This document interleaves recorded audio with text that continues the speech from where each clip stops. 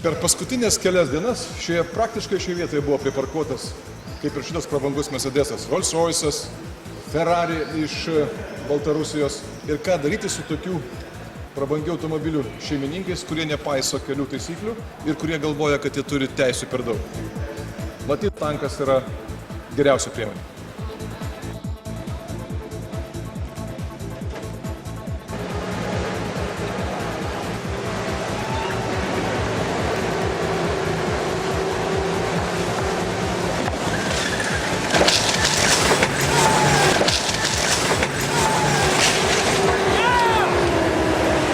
Jeigu automobilis parkuos blogai, bus taip.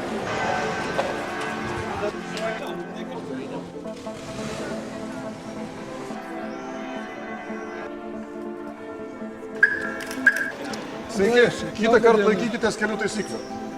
Pasistengsiu.